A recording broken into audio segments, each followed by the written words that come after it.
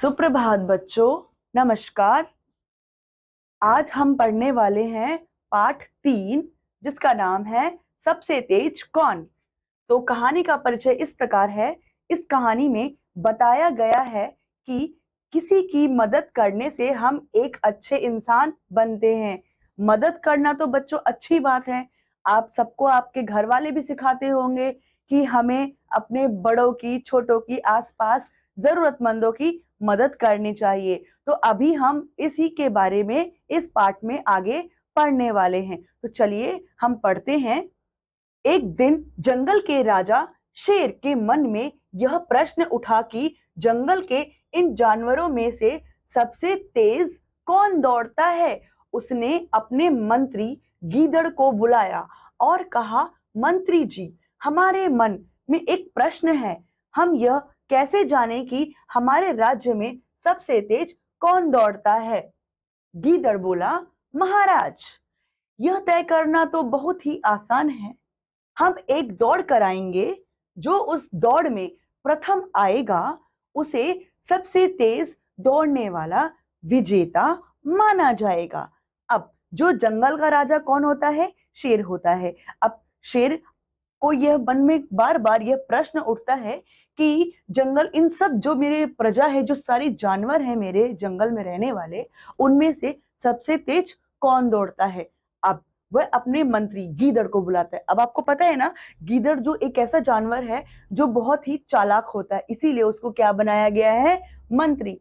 वह मंत्री है राजा का। तो वह अब पूछता है, राजा, जंगल का राजा शेर अपने गीदड़ मंत्री से पूछता है कि यह हमारे राज्य में सबसे तेज कौन दौड़ता है।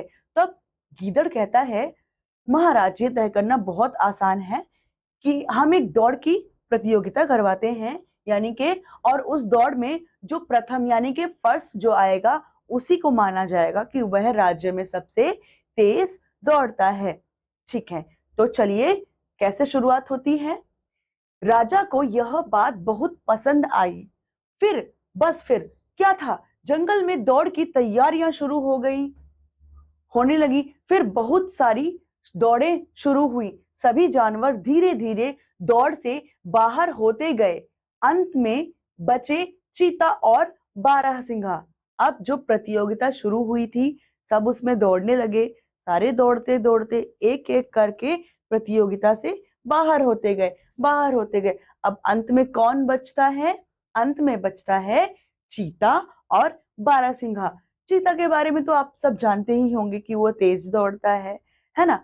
अब बारहसिंघा भी तेज दौड़ता है। तो चलिए देखते हैं कि कौन तेज दौड़ता है। अब यहाँ पर इस पिक्चर में, इस चित्र में, इस दृश्य में आप देख पा रहे हैं किस प्रकार चीता और बारहसिंघा अंत में बचते हैं और वह दौड़ की प्रतियोगिता को आगे चलाते हुए भागते हैं।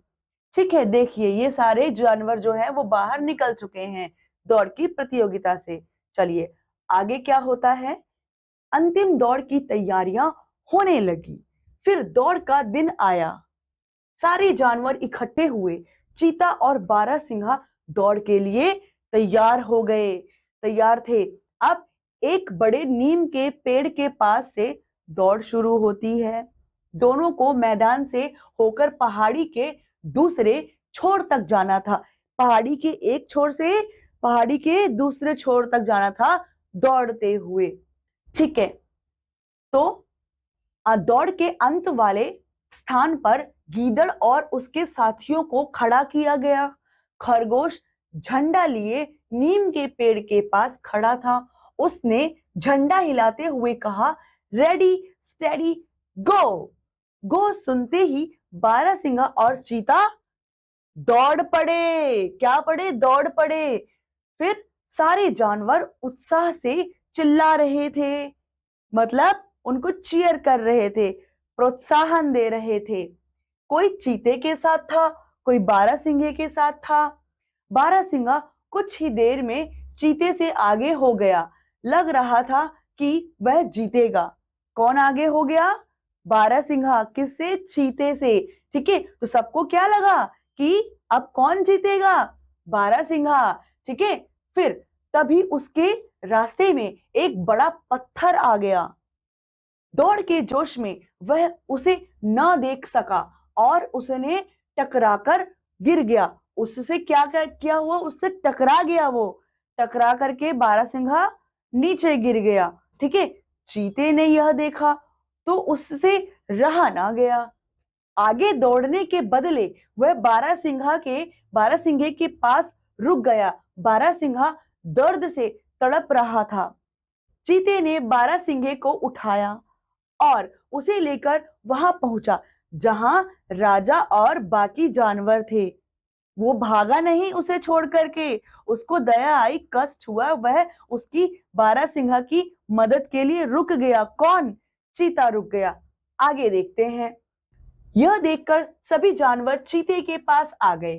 सबने उसे दौड़ पूरी करने के लिए कहा, मगर चीता ना माना। उसने कहा, मेरा मित्र घायल है, मैं उसे छोड़कर नहीं जाऊंगा।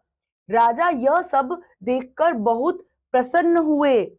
उन्होंने चीते की पीठ थपथपाई और घोषणा की कि चीता हार कर भी जीत गया। वही सबसे तेज दौड़ने वाला जानवर है। बारहसिंघा भी बहुत प्रसन्न था। उसे हारने का कोई दुख ना था। उसे एक सच्चा मित्र जो मिल गया था। तो क्या हुआ था कि जो बारहसिंघा था वह बड़े से पत्थर से टकरा करके गिर गया था। अब उसका जो मित्र चीता था, मित्र भी था, प्रतियोगी भी था। तो चीता की जो मित्रता है वह प्रथम आ गई। वह भागा नहीं उसे छोड़ करके, वह रुका, उसने उसकी मदद की, अपने मित्र की। और यह सब देख करके जो राजा, शेर राजा था, वह बहुत ही प्रसन्न हुआ। और इस प्रकार से जो चीता था वो चीता हार कर भी जीत गया। देखिए किस प्रकार यह बारहसिंघा पत्थर से टकरा करके गिर गया। किस प्रकार देख सकते हैं, चीते को यहाँ पर बहुत ही अफसोस हुआ, बुरा लगा, इसलिए वह उसकी मदद करने के लिए रुक गया और अच्छे मदद करने के इरादे से वह दौड़ हार करके भी जीत गया। तो चलिए बच्चों, इस पाठ के बाद अब हम इसके कुछ शब्दार्थ कर लेते हैं, कुछ शब्दों का मतलब जान लेते हैं जो कि हमारे पाठ में आए हुए हैं। चलिए, तो पहला शब्द है तेज। अभी तेज तो सबको पता है, किंतु मैं और बताती हूँ, गतिवान, स्पीडी, मतलब हवा से बातें करना, एकदम गति में भागना, वह क्या है? तेज। छोर, छोर मतलब किनारा। आपको पता है ना, इस छोर से उस छोर पाठ में आया था, पहाड़ी के इस छोर से पहाड़ी के उस छोर तक। तो यही मतलब है, छोर का मतलब है किनारा, किनारा मतलब कॉर्नर, बैंक। ठीक है, प्रसन्न है अगला शब्द।